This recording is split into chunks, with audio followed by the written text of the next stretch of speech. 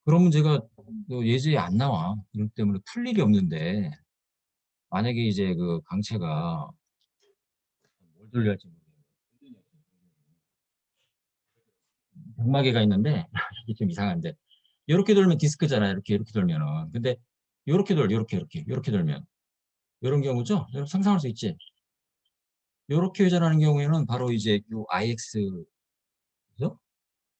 질량구성부터를 요걸 적용시켜 줘야 된다. 근데 이런 경우도 디스크는 아니지. 왜냐면 이게 길이가 상당히 길잖아. 병막의 길이가 이 반지름에 비해서.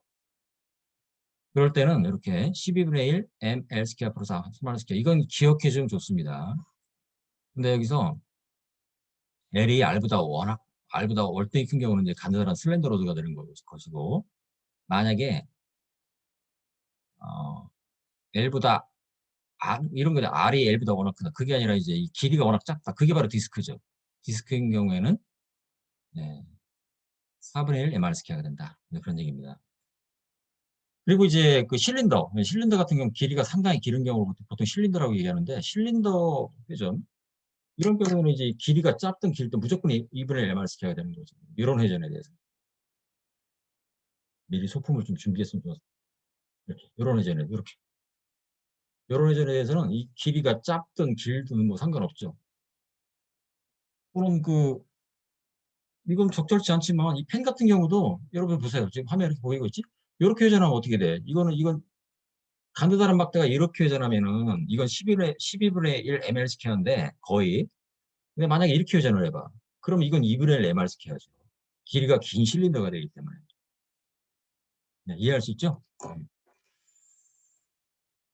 자, 그래서 여러분들이 기억해야 될 대표적인 질량구성 포인트는 자, 이렇게 휠에 대해서 2분의 1 mr 스퀘어, 그 다음에 슬렌더 로드에 대해서는 12분의 1 ml 스퀘어. 이걸 기억하면 좋습니다. 요거까지 기억해라, 요거까지. 요거까지 기억하면 좋습니다. 요 정도는 반드시 기억을 해야 되겠다. 근데 단 여기서는 이제 기본 조건이 있는데 이 질량 분포가 균일해야 된다. 호모지니어스, 영어로 호모지니어스하다고 얘기를 하는데 이건 이제 밀도가 일정하다는 거예요. 밀도가 일정하다는 가정 하에 이게 성립하는 겁니다. 만약에 밀도가 균질하지 않다. 그러면 이건 기본 전제에서부터 이런 그 질량 가성부터 식이 나올 수가 없는 거죠. 그 다음에 5회3회2절에서는 회전 반경 레디어스 오브 자이레이션이라는 개념이 나오는데 이건 이제 우리가 질량 가성 모멘트를 인테그럴 R 스퀘어 DM으로 정의하는데 이 R이라는 게 이제 여기 이제 그 회전축으로부터 그 매스 엘리먼트까지 수직거리라고 얘기했잖아요. 근데 그 매스가 그 K라는 거리에 집중되어 있다. 그러면 질량 가성 모멘트는 그냥 MK 스퀘어가 되는 거죠. 뭐 예를 들어서 이런 경우가 있을 수 있죠. 이렇게 이제 휠인데 이렇게 이제 이렇게 이제 무슨 관 같은 경우를 보면은 이런 경우에 이렇게 이제 관이 있다고 그러면 어떻게 될까요? 그러면 매스가 다 여기 집중돼 있잖아. 여기 물론 이것도 이제 가정을 하는 건데 이렇게 이게 지축인데 이 매스 분포가 다 K 거리에 집중되어 있다 이렇게. 이럴 경우에는 IJ는 그대로 MK 스퀘어가 될 수밖에 없죠. 왜? 모든 질량이 K 거리에 집중되고 있잖아요. 그러니까 호모지니어스한 균일한 그 디스크나 실린더는 이게 IG가 2분의 1 MR 스퀘어인데 이렇게 밀도가 일정하다고 할 때 이걸 딱 비교해 보면 그러니까 이런 경우에 이제 이런 그 휠 또는 실린더의 그 회전 반경 K는 딱 눈에 나오죠. 루트 2분의 1 R이라는 걸 말할 수가 있죠. 루트 2분의 1이면 이게 한 0.707쯤 돼. 0.707. 그러니까 이제 이런 그 실린더나 휠의 레디어스 다이레이션은 0. 루트 2분의 1 R. 그러니까 모든 질량이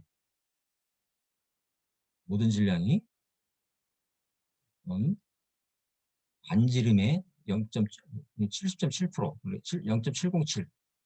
요 거리에 집중되어 있다고 가정할 수도 있다 그런 얘기죠. 이런 경우입니다. 이게 이제 그 회전 반경의 개념이에요. 여러분들이 이게 예제를 풀 때 회전축에 대한 회전 반경이 얼마다 이렇게 주어졌다는 얘기는 그 질량 가속 모멘트를 mk 스퀘어로 계산하라 이제 그런 의미가 되는 겁니다. 자, 모든 질량이 k의 k 거리에 집중되어 있는 경우와 동일하다. 그러니까 회전축으로부터의 대표 수직거리라고 얘기할 수가 있는 거지. 모든 질량이 회전축으로부터 k 거리에 집중되어 있다. 이렇게 생각하면 됩니다. 그것이 바로 레디어스 오브 자이레이션, 회전 반경의 개념이다. 자, 그 다음에 평행축 정리. 이것도 이제 뭐 정력학, 재력학에서 많이 나오는 내용인데, 평행축 정리. 패러렉스 시오림. 예. 여기 보면 이제 무게중심을 통과하는 지축이 노트북 화면에서 이렇게 나오고 있죠. 근데 요만큼 떨어져서 여기 좌표계 원점 A라고 할 때, 여기 또 이제 지축이 이렇게 나오고 있죠. 그러면 이게 서로 평행하잖아요. 이 지축과 G' 축이 서로 평행한데, G축과 G' 축이 이제, 서로 이제 평행하다는 얘기죠. 이럴 경우에 이제 보통의 경우는 이제 이런 경우 보면 휠이나 실린더 같은 경우도 무게 중심에 대한 질량 가속 모멘트 2분의 mr 스퀘어로 우리가 알 수가 있지만 이렇게 봅시다. 이렇게 보면 전면을 보면 이제 여러분이 항상 하겠죠. 이게 이제 회전한다는 얘기 이제 우리가 지축을 그릴 수가 없잖아. 화면에 나오고 들어가니까. 그러면은 이 무게 중심에 대해서는 이제 우리가 2분의 1 mr 스퀘어라고 할 수 있죠. 예, r이라는 것은 이제 요 반지름. 더 이상 이렇게 첨삭지 안 쓴다고 했어요. 왜? 당연히 평면운동의 경우에 지축에 대한 회전이기 때문에. 그러니까 정확한 의미는 이런 거죠. 무게중심을 통과하는 지축에 대한 질량 가속 모멘트 이렇게 되는 거죠. 근데 만약에 이게 뭐 이게 이제 보통 이제 휠을 생각하면 좀 굴러가는 걸 생각하니까 당연히 이렇게 이제 중심에 대해서 이렇게 우리가 회전을 생각하지만 좀 적절한 예제는 아닌데 요 포인트를 뭐 A 포인트라고 할까요? 그러면 A 포인트를 통과하는 지축이 있을 수 있잖아요. 그러니까 이게 이제 무게중심에 대한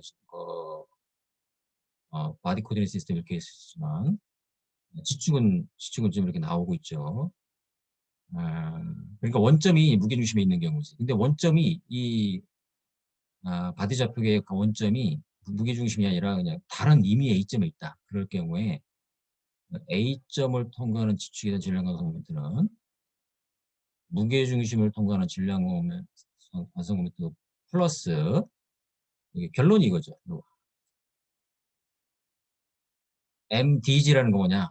자, 요 지축과 지축 사이 수직거리 상상을 해봐요. 무게중심에 나오는 지축하고 A점에 나오는 지축 있잖아. 그 수직거리. 여기서 그냥 R이죠. 이게 수직거리지. 이게. 이지가 된다 이거죠. 그러니까 지축이 있어요. G' 축이 있어요. 이렇게. 근데 지축은 무게중심을 통과하는 축이에요. 근데 여기 다른 G' 축은 어떤 뭐 좌표계 원점 A야. 그럼 요 수직거리가 D가 된다. 그런 얘기예요.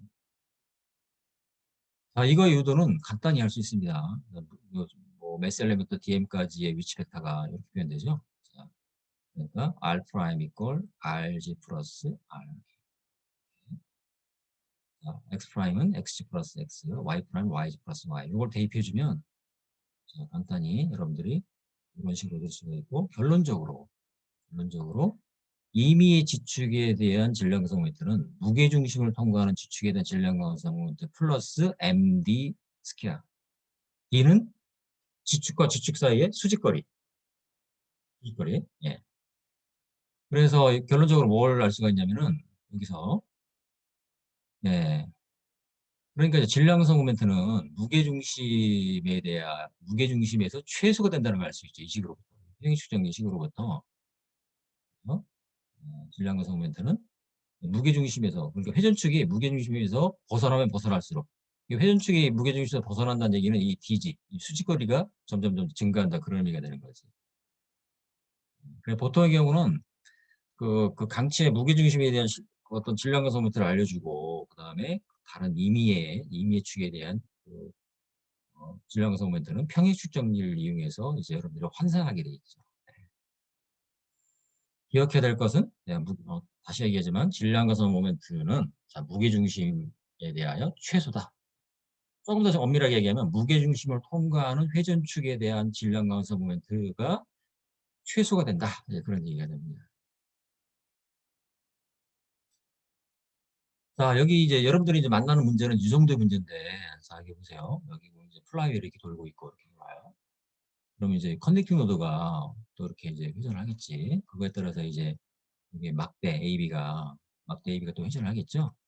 그럼 이제 무게중심이 뭐 중앙점에 여기 있는데, 무게중심에 대한 질량 구성 모멘트는 보통 이제 12분의 ml 스퀘어라고 이제 근사하는 거죠. 예, 근사값이라고 여러분들 생각을 하고 있어요. 12분의 ml 스퀘어. 여기다가, 그럼 이제 요 고정축 A에 대한 질량 구성 모멘트는 이렇게 표현식 정리해서 이렇게 할 수가 있다. 계산해 보면 3분의 ml 스퀘어. 많이 나오지. 예. 엄밀하게 얘기하면 이런 거죠. 무게중심을 통과하는 지축. 화면에서 나오고 있죠. 무게중심을 통과하는 지축에 대한 질량 구성 모멘트 12분의 ml 스퀘어로 근사할 수가 있다. 플러스 네, A점을 통과하는 지축에 대한 질량 구성 모멘트는 이게 IAG가 되는 거죠. IGG 플러스 MD 스퀘어. D라는 것은 지축과 지축 사이 수직거리. 그러니까 여기서는 이제 D가 2분의 1 L이 되는 그런 경우가 된다 이런 얘기죠. 그 다음에 이제 강체진자 이런 예제도 많이 나오는데 여기 보면 이제 이럴 경우에는 이제 뭐 보통의 문제가 이렇게 되는 거죠. 뭐 강체진자의 회전 반경은 뭐 K다. 그럼 이제 이걸부터 이제 뭐 무게중심에 대한 질량 가성 멘트는 MK 스퀘어로 계산할 수 있는 거죠. 그럼 이제 고정축 A에 대한 질량 가성 멘트는 평행축 정리해서 이렇게 MD 스퀘어를 이제 플러스 해줘야 되는 거지. D는 뭐냐? G와 A의 수직거리. 무게중심을 통과하는 축과 A를 통과하는 축 사이의 수직거리. 자, 그리고 이제 이런 경우는 이제 편심바퀴, 이제 어떤 바퀴는 바퀴인데 질량이 반만 채워져 있죠. 반만 채워져 있어요. 반만 채워져 있는 편심바퀴인데, 이거 참고로 여러분들이 이제 알아야 될 것은 이 바퀴의 경우에는 이 중심, 이 회전 중심이죠. 센트로이드는 무게중심하고는 다르지. 센트로이드. 도형의 중심, 도심이라고 하죠. 그래, 도심. 도심에 대한 그 질량성 모멘트는 항상 2분의 1 MR스퀘어가 됩니다. 근데 무게중심은 이렇게 약간 편심돼 있죠. 그럴 수밖에 없죠. 질량이 이렇게 붙어 있으니까. 그러면은 무게중심에 대한 질량성 모멘트는 이렇게 오히려 요만큼 마이너스를 해줘야 되겠죠. 왜? 무게중심이 원래 I는 IG 플러스 MD 스퀘어였으니까 이런 경우에 이제 IA를 알려주고 IG를 구하라는 경우가 되기 때문에 MD 스퀘어를 마이너스 해줘야 된다. 근데 수직거리가 바로 요 편심거리 2에 해당된다. 그런 얘기죠. 편심거리가 2입니다. 왜 이 저기 그 바퀴인 경우에는 그 센트로이드에 대한 질량 구성 미터가 항상 2분의 1말 시켜야 되느냐? 이건 전제가 있는데 음, 이렇게 얘기해 볼 수가 있어요. 이건 이제 항상 얘기하는 건데 이렇게 이제 단면이 이게 완전히 채워져 있어요. 그럼 당연히 2분의 1말 시켜요. 이럴 경우에 이제 이게 무게중심이 이럴 경우 당연히 이제 중심이 A라고 한다면 이 중심이 무게중심과 일치하는 경우지. 이럴 경우에 이제 IA란 2분의 1 MR스퀘어가 된다는 거예요. 근데 질량이 이렇게 반만 채워져 있다. 이렇게. 이럴 경우에는 이제 센트로이드를 뭐 여기 뭐 하겠나. A라고 합시다. A라고 하면 이럴 경우에도 IA는 그대로 A분의 1 MR스퀘어가 돼. 그리고 만약에 질량이 뭐 이렇게 채워졌어요. 이렇게. 이럴 수도 있잖아요. 이렇게 채워진 경우도 중심, 도심은 여기죠. 이 A점에 대한 질량 가성 멘트는 2분의 1 MR 스퀘어가 됩니다. 또는 이렇게만 채워졌어요. 이런 경우에도 역시 IA는 2분의 1 MR 스퀘어예요. 근데 질량은 이제 동일하다는 그 가정을 하는 거지. 그러니까 어떤 경우에는 이 2분의 1 MR 스퀘어를 유지하냐면 이 질량이 이 부채꼴 모양으로 채워졌을 때, 요 세타. 그러니까 이건 혹시 여러분들이 정력화학을 할 때 그 질량 구성 모멘트 계산할 때 여러분들 적분을 해본 사람이 알 겁니다. 이게 보면 이럴 경우에 이제 이 세타가 각도를 갖잖아요. 세타가. 이럴 경우에 이 세타가 이제 180도가 되는 경우, 이건 이제 세타가 180도가 넘는 경우인데, 이럴 경우 이제 세타가 360도인 경우죠. 그러니까 이제 그 휠의 매스가 이렇게 부채꼴 모양으로 채워져 있는 경우에는 항상 질량 구성 모멘트는 도심에 대하여 2분의 1 MR 스퀘어가 된다. 상식적으로 알고 있으면 좋습니다. 예. 중간에 질문하면 더 좋아요. 정리하면 이렇게 되는 거죠. 자, 바퀴에 대해서는. 근데 이런 편심 바퀴 같은 경우는, 자, 그래서 여기 중심의 도심이 A라고 한다면, 이렇게 센트로에 대해서는 2분의 MR 스퀘어가 된다는 겁니다. 예. 정말 더 궁금한 학생들은, 정력학칙을 다시 보면 충분히 여러분들이 확인할 수가 있어요. 그러니까, 예, 매스가 이렇게 채워져 있건, 뭐, 요만큼 채워져 있건, 어쨌든, 센트로이드에 대한 질량 구성 모멘트는 2분의 MR 스퀘어를 유지한다. 질량이 M으로 같다는 가정하에. 그럼 무게중심에 대한 질량 구성 모멘트는 평행추 정리에서 이렇게 M 스퀘어를 마이너스 함으로써 구할 수 있다는 거죠. 그러니까 여러분들 문제를 만날 때, 뭐 이럴 수도 있어요. 이렇게 이제, 이런 경우에도, 만약에 이 질량 분포가 호모지니어스하다. 이제 균일하게 밀도가 일정하다고 하면 이제 2분의 MR 스퀘어가 되는데, 이 바퀴를 딱 봐도 균일하지 않잖아요. 여기 뭐 테두리에 좀 더 질량이 몰려있고, 중심에도 좀 더 몰려있고 이런 경우니까, 이럴 경우에는 이제 보통, 이렇게, 회전축 A죠. 회전축에 대한 뭐 회전 반경이 얼마다, 레디어스 자이레이션이 K다 이렇게 알려주면은 IA는 MK 스퀘어다 이렇게 이제 계산할 수가 있는 거죠. 만약에 이제 그 질량 분포가 일정하다 그러면은 이 MK 스퀘어는 2분의 1 MR 스퀘어와 동일하게 되는 거죠.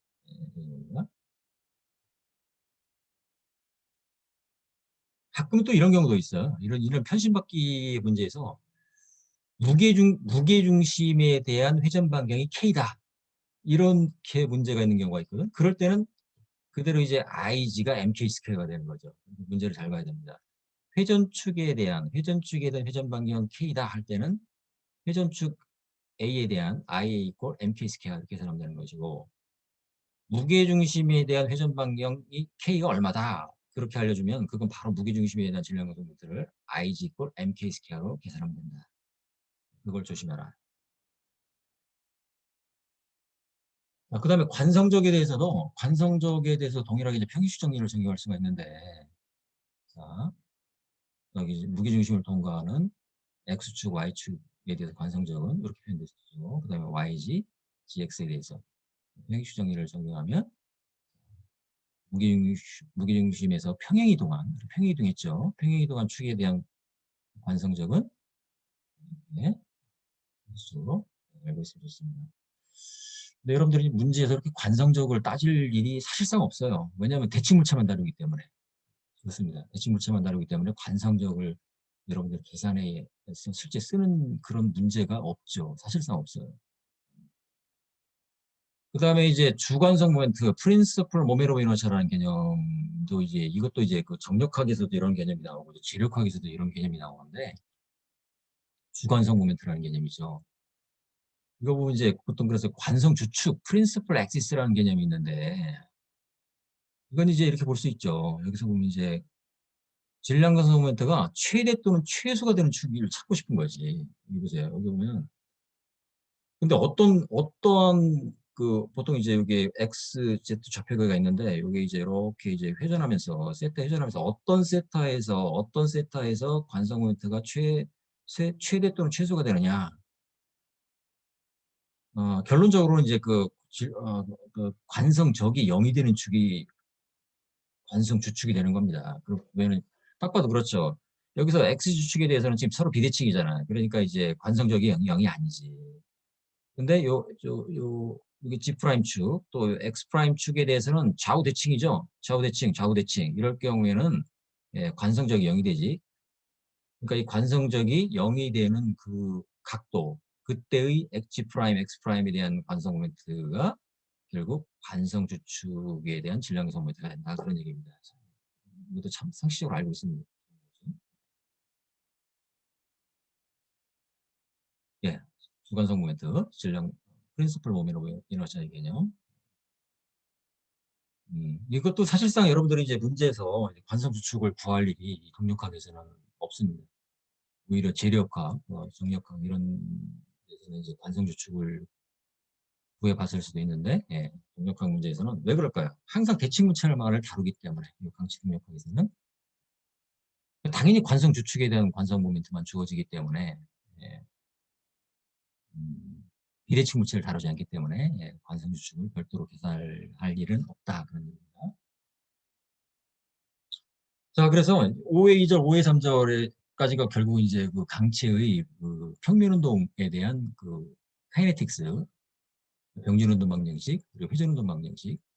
회전운동 방정식은 뭐 결론적으로 이렇게 대칭 물체인 경우에는 무기중심에 대해서 IG 알파 또는 오어죠, 오어.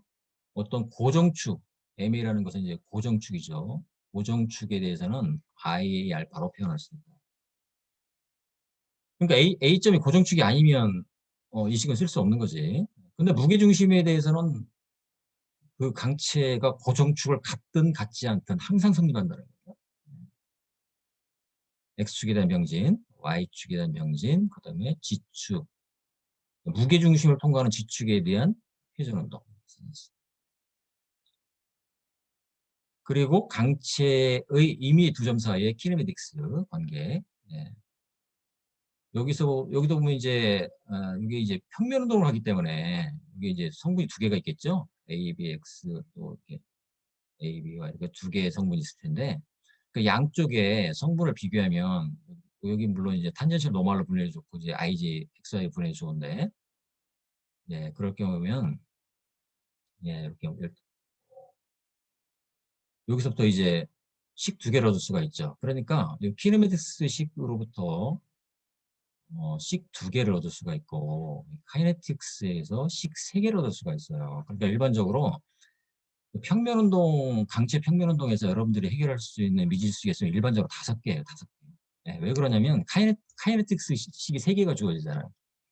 그다음에 이제 그 키네매틱스 식에서 좌표 성분 두 개가 주어지기 때문에 식 두 개가 주어진다는 거죠.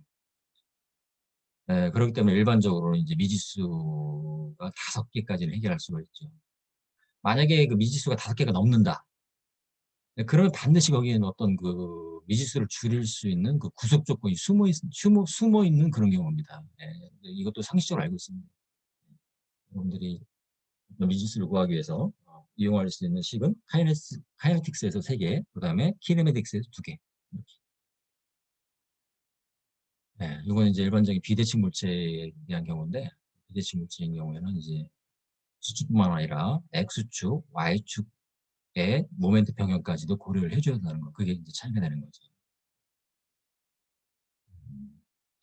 뭐 3차원 공간 운동의 경우에는 조금 더 일반적으로 이렇게 이제 회전운동으로 표현할 수가 있는데 네, 여러분들이 요식에 대한 이해까지는 뭐 할 필요가 없다. 그렇죠? 네. 자, 그래서 이제 나머지는 사실상 다 예제인데 5회4의 1절에서는 병진운동. 병진운동이라는 건 뭘 의미할까요? X축에 대한 병진, Y축에 대한 병진, 그리고 G축에 대해서는 평형이죠. G축에 대해서 모멘트 평형을 이루고 있는 경우. 그러니까 오메가 알파가 이제 0인 경우, 이런 경우가 병진운동 케이스가 되는 거죠. 그다음에 고정축 회전운동 케이스에서는 자, 무게중심에 대한 회전운동 방정식 M 이퀄 IG 알파를 이용하든지 또는 고정축에 대해서 MA 이퀄 IA 알파를 이용하든지 선택적으로 이용할 수 있다는 겁니다. 일반 평면운동, 이제 고정축이 없다. 그럴 경우에는 무게중심에 대하여 M 이퀄 IG 알파를 이용할 수 있다는 얘기죠. 그다음에 비대칭 물체 운동 스킵, 3차원 운동 스킵. 예, 이런 순서로 이제 진행되고 있다는 거죠. 자, 그 다음에 5에서 1절. 여기서 이제 병진운동 이제 케이스가 나오는데, 예, 뭐, 5장. 사실상 여러분들이 이제, 지금부터는 거의 예제를 푸는 경우입니다. 다 예제죠. 고정주의론, 병진운동, 예제. 그 다음에 대칭물체 평면운동에 대한 예제. 이렇게 나오죠. 이렇게 해서 5장이 끝납니다. 그래서 예제를 들어가기 전에 먼저 질문 시간을 좀 가졌으면 좋겠는데, 자, 지금까지 한번 질문해 볼까요? 예, 질문 받겠습니다.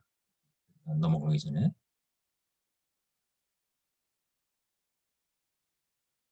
네, 아무도 비디오를 안 켰네. 네. 교수님, 네. 그 8쪽에서 음, 회전운동 방정식에서 음, 운동평면에 대해서 대칭이라는 그 개념이 나왔는데 운동평면에 대해서 대칭이라는 게 좀 이해가 안 돼서 음. 네. 한 번 더 얘기해 볼까?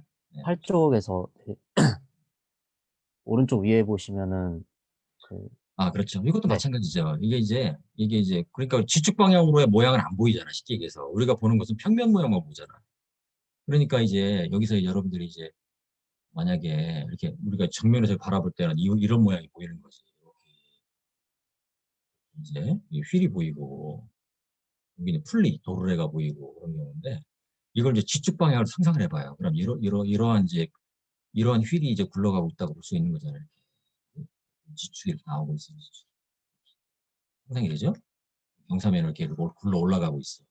아, 그러면은, 지축이 지금 화면으로 나오는 방향인 그렇지. 거죠. 아, 그렇죠. 네. 네. 그러면은, 이걸 이제 위에서 이렇게 내려다보면 뭐가 보일까요? 이렇게. 휠이 굴러간다 그러면 이렇게 이제 내려다보면 이런 모양으로. 지축은 여기지. 왜냐면, 이렇게 지금 우리 회전하고 있으니까. 그 다음에 여기에 X축이 됐든 Y축이 됐든. 이럴 경우에는 X축 좌우대칭이죠? 이걸 말하는 거예요. 이걸. 예, 이게 이른바 이제 대칭물체라는 겁니다. 이럴 경우에는 IXG는 0이 된다. 그런 얘기죠. 그렇게 가정해야만, 그렇게 가정해야만 회전운동 방정식이 이렇게 간단하게 된다는 거예요. 이렇게. 아닌 경우는 어떤 경우냐? 아닌 경우를 그려야 되는데, 그러니까 이제 예를 들어서 대칭이 아닌 휠은 이런 경우도 이제 대칭이 아닌 휠이죠. 예를 들어서 이거를. 근데 이렇게 바라보면 대칭이고 이렇게 바라보면 비대칭이거든. 이렇게 회전하고 있잖아요. 이렇게 회전하고 있는데 운동 평면은 이제 XY 평면이죠. 근데 이쪽에서 바라보세요. 이쪽에서 바라보면 어떻게 보일까요? 이렇게 보이죠. 그렇죠. 이렇게 회전하고 있잖아요. 이렇게. 대칭이 아니지. 대칭 맞아? 대칭인 것 같아? 대칭 아닌 것 같아? 비대칭입니다. 비대칭이죠? 그러니까 XG는 0이 아니죠. 얘가 계속 살아있는 거죠. 그러니까 이렇게 X축과 Y축의 모멘트가 0이 되지 않는다. 그런 얘기죠. 비대칭 물체인 경우에. 네, 그 얘기입니다. 이 정도면 됐을 것 같은데? 네. 그러니까 우리가 이제 네, 평면을 그릴 때는 말 그대로 단면만 바라보고 있잖아, 단면. 그러니까 이제 깊이 방향으로의 모양이 안 보이잖아. 근데 그 깊이 방향으로의 모양이 운동 평면, XY 평면에 대해서 서로 대칭해야 한다. 그런 얘기입니다.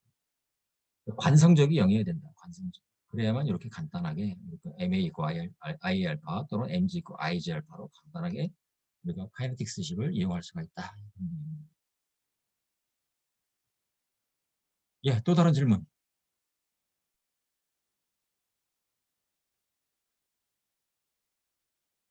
네, 다들 지금 뭐 비디오 꺼놓고 잠수 타고 있네요. 네, 뭐 오디오도 꺼놓고 비디오도 꺼놓고. 네, 나는 너무 답답한데. 네, 여러분들 비디오 좀 쫙 켜고 질문 좀 해보세요.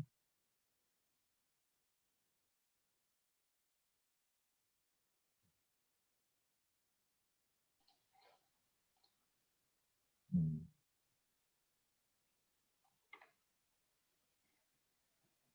자, 질문 없을까? 교수님, 네. 그 9페이지에서 음, 그 관성 모멘트 값이 각각 이제 X축과 Y축에 대해서 회전하는 음, 경우는 음, 이제 이해가 되는데 만약에 음, 이제 Z축에서 음, Y축에서 Z축 사이에 뭐 30도에 있는 임의의 축을 설정한 다음에 그 축에 대해서 회전한다고 가정을 하면은 그럴 때는 이제 관성 모멘트 값을 어떻게 구할 수 있을까요? 예, 그렇죠. 그게 바로 비대칭 물체의 경우죠. 그건 말 그대로 지금 얘기한 경우는 이제 관성 주축이 아닌 그런 경우도 이제 이런 주축이 이렇게 삐딱하게 나오고 있다. 이렇게. 이런 경우들. 네. 이렇게. 네. 지금 우리는 이제 이런 회전을 생각하고 있는데 이 주축에 회전하고 있다. 이 경우죠. 바로 이 경우죠. 이런 경우죠. 그러니까 이제 보통 이제 우리가 그 디스크나 휠의 질량관성 모멘트가 2분의 mr 스퀘어라는 것은 관성 주축에 대해 얘기하는 건데 이렇게 지금 각도를 갖고 있잖아요. 이렇게. 요건 G' 축 주축이죠. 이 G' 축에 대한 질량관성 모멘트는 2분의 mr 스퀘어가 될 거예요. 근데 저기서는 이제 이 G축이 요만큼 이제 기울어져 있잖아. 세타만큼. 그러면은 요 축에 대한 관성 모멘트는 이건 이제 여러분들 교과서 부록에 보면 그 환산식이 있어요. 주축과 주축이 아닌 축에 대한 그 관성 모멘트를 환산하는 식이 있거든. 예. 그렇기 때문에 이 비대칭 물체의 그 카이네틱스가 간단하지가 않은 거예요. 어떻게 보면. 여기서 보면 이제 여기서 요걸 갖다가 여기 요거이죠. IG는 뭘 의미할까요? 회전축에 대한 질량성 모멘트인데 우리는 IG 프라임만 알고 있거든. 그렇잖아요. 주축에 대한 질량성 모멘트를 알고 있는데 이렇게 세타만큼 기울어진 축에 대한 질량성 모멘트는 바로 이거죠. 요거. 예, 지금 질문 잘한 것 같아요. 그러면은 이거는 여러분들 부록에 보면 세타의 함수를 환산할 수 있는 식이 있습니다. 예, 그것도 다루지 않는다는 거예요. 오히려 정력화학에서도 그런 문제를 잘 다루지 않지. 네, 이해가 됐나요? 네, 감사합니다. 네, 한번 풀어봐. 오해사의 사절. 예, 풀어보면 네. 지금 질문에 대해서는 확실한 이해가 될 거예요. 자, 또 다른 질문. 뭐 시간은 다 됐는데, 예, 질문을 조금 더 받고 오늘은 수업을 끝내고 다음 주 월, 수 정도면 여러분들 오전에 있는 예제 수업 때 다뤄보고 시험 시간은 내가 생각을 해서 그 11월 첫째 주 정도에 다음 주 정도에 공지를 하겠습니다.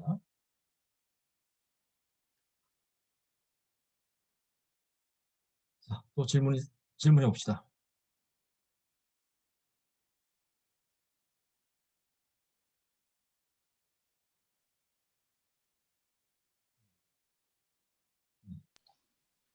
이게 딱 한 사람 끼고 있는데 참 이거 글쎄요.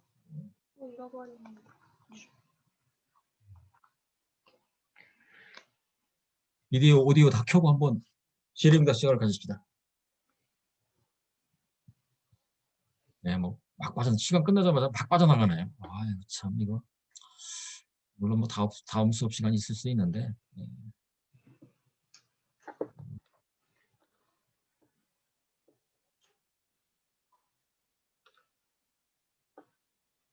교수님, 네. 잘 들리시나요, 혹시? 얘기해보세요. 네, 관성적 개념이 조금 헷갈려서 그러는데, IXY라는 거랑 IYX는 그냥 같은 값이. 그렇죠. 같은 겁니다. 네, 같은 거예요. IXG, IGX, IYG, IGY 똑같은 얘기예요. 네, 알겠습니다. 어차피 그리고, 인테그랄 XYDM이나 인테그랄 YXDM이나 똑같은 거잖아. 네, 그러면은 그 관성적이 0이 되려면은 한 이렇게 축에 대해서만 대칭이면 돼. 한 축. 그러니까 이제 예를 들어서 IYG다. 그럼 Y축에 대해서 좌우 대칭이든지 G축에 대해서 좌우 대칭이든지 두 축 중에 한 축에 대해서만 좌우 대칭이면 결국 매스 분포가 플러스 마이너스 효과에 의해서 0이 될 수밖에 없죠. 굳이 두 축에 대해서 다 그럴 필요는 없고 한 그렇죠. 축에 대해서만. 한 축에 네, 대해서만 알겠습니다. 대칭된다. 네, 감사합니다.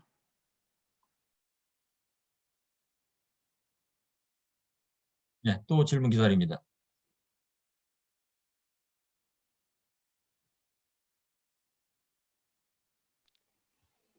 혹시 교수님, 네. 예전에 나왔던 문제를 이제 풀어보다가 의문사항이 생기고 한 게 있는데, 그걸 혹시 가지고 가서 직접 여쭤봐도 괜찮을까요? 그럽시다. 네, 뭐 나도 국어사 있는 문제 다 풀어보진 않았지만 네. 여러분들이 그럼 혹시 풀다가 네. 오늘 가게 된다면은 제가 4시 반에 이제 다른 실시간 수업이 다 끝나서 그 뒤에 찾아가도 괜찮을지. 오케이, 그래도 되고. 네, 알겠습니다. 내가 없을 수도 있는데 없으면 뭐 저기 주로 거의 있으니까 아무 때나 오세요. 아무 때나. 지금 가면 되는 곳이 처음에 말씀해 주신 기계관 402호 맞을까요? 거기 가서 조교들한테 물어봐도 되고 네. 312호로 와도 좋고 뭐 여러분들 편할 대로 하세요. 기계관 312호 알겠습니다. 감사합니다.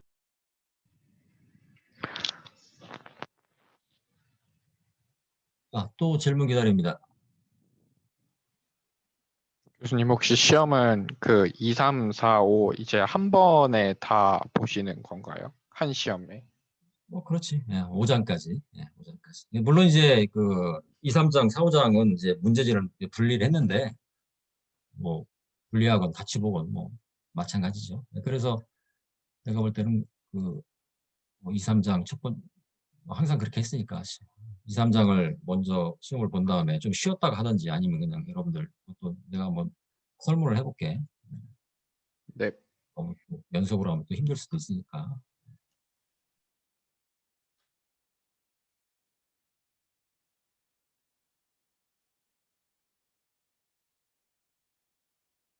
네, 또 질문 없을까?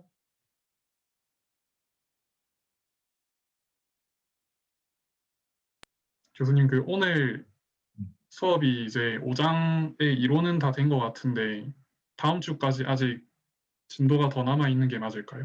그렇지. 그렇죠. 동력학 수업에서 뭐 사실상 뭐 이론이랄 게 뭐 사실상 뭐 오늘 얘기하는 정도. 그리고 물론 이제 6, 7장, 8, 9장에 이제 운동량, 충동량, 뭐 일가에너지 원리라는 그 개념들이 있긴 하지만 사실상 이 5장이 그 강체 카이네틱스에 대해서는 핵심이라고 볼 수 있죠. 그리고 3장의 그 강체 키네매틱스 그 정도의 개념. 물론 이제 5장의 문제를 풀기 위해서는 3장의 그 키네매틱스 같이 조합해서 풀게 되죠. 그러니까 동력학 문제는 항상 이렇게 카이네틱스와 키네매틱스의 조합이다라고 얘기하는 것이 그런 이유가 되는 거죠. 네, 알겠습니다. 끊임없이 이제 문제에 대해서 그 카이네틱스와 그 키네매틱스를 적용하려는 그 훈련을 하는 거죠, 여러분들이. 항상 정통스러운 방법으로 이렇게 접근하기 바랍니다. 그게 좋아요. 그렇게 막 물론 이제 동력학 문제를 볼 때는 그 임기응변이라는 그 임기응변적인 그런 어떤 그것도 능력이면 능력이죠. 그런 학생들이 문제를 좀 잘 푸는 경향이 있을 수는 있는데, 근데 여러분들이 항상 이렇게 정확하게 카이네틱스, 키네매틱스, 구속 조건 세 가지죠, 항상. 카이네틱스를 먼저 따져야 되고, 그 다음에 키네매틱스를 따져야 되고, 거기다가 플러스해서 구속 조건, 컨스트레인트. 세 가지를 항상 따지면서 그걸 찾아내려고 노력을 해야 되는 거예요. 막 그냥 침착하게 딱딱딱 접근하는 훈련을 하라. 그냥 마치 그냥 주먹구구식으로 그냥 뭐 막무가내 뭐 이런 것은 그 발전을 위해서 좋지 않습니다. 정확하게 차근차근 단계 그런 훈련을 꼭 하기 바랍니다. 거기다가 이제 약간의 이제 아이디어적인 임기응변이 있으면 좀 도움이 돼. 동력학 문제를 푸는 데서는 그런 것도 또 필요하더라고. 자, 또 질문 기다립니다. 교수님, 네. 과제 문제를 풀 때 음, 혹시 음. 과제 설정 중에 등가 속도와 등속도 운동에 관한 문제들이 많잖아요. 그 과정에서 혹시 고등학교 때 배운 물리 공식을 써가지고 풀어도 상관은 없는 건가요? 뭐 공식을 외우고 있다면 뭐 쓸 수도 있겠지. 근데 이제 그 공식이라는 게 대부분의 경우에 어떤 스페셜 케이스잖아. 그러니까 그게 너무 뻔한 문제고 명확하다 그러면 그렇게 할 수도 있죠. 예. 문제 없지. 예. 감사합니다. 고등학교 때 물리 개념이라는 게 다를 게 없는 거지. 교수님 혹시 시험 볼 때 음. 저희 공식 같은 거는 이제 다 외워서 와야 되는 건가요? 아니면은 글쎄요. 공식을 따로 외워야 될 필요성이 있는 문제가 뭐가 있을까? 나는 그거 없을 거라고 생각하는데. 그 공식을 외워야 될 나 공식이란 말을 하는 것 자체를 좋아하지 않거든. 여러분들이 동력학에서 공식이랄 게 뭐가 있을까요? 뭐 오늘 얘기했던 평행추 정리를 공식이라고 얘기를 해야 되나? 그 개념이죠. 개념을 알고 있으면 그거를 뭐 우리가 공식이라는 것은 이제 외우지 않으면 기억하기 힘든 걸 보통 공식이라고 얘기를 하는데 난 그런 게 없다고 보거든. 뭐 만약에 그 예를 들면 글쎄요. 그 예를 들면 목표계에서 이제 미분을 했을 때 이제 세타 프라임 이제 세타 투 프라임 이런 거 나오잖아요. 네, 저는 그런 걸 말씀드린 겁니다. 아, 글쎄요. 그게 애우지 않으면 기억이 안 난다. 그럼 외워야 되겠지. 근데 나는 뭐 글쎄요. 그 정도는 뭐 자연스럽게 되지 않을까. 글쎄요.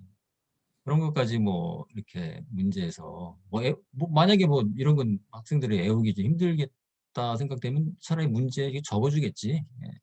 그러니까 개념을 이해하고 몇 번 그렇게 연습을 했으면 뭐 잊어버릴 수가 없는 그런 경우라고 난 보기 때문에 그러니까 알아서 판단하면 될 것 같아요. 예.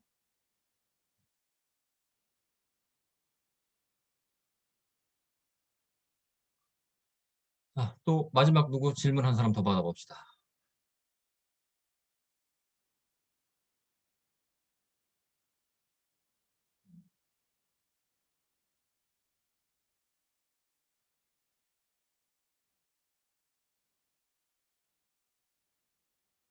자, 질문 없을까요?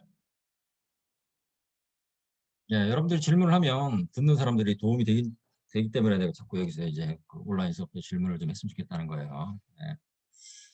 그냥, 난 그러기 싫다. 그냥 개인적으로.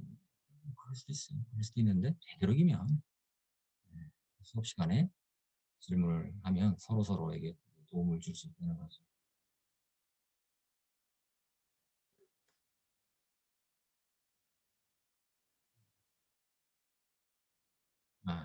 다들 비디오를 끄고 있으니까 벽 보고 얘기하는 것 같아서 좀 안 좋아, 솔직히.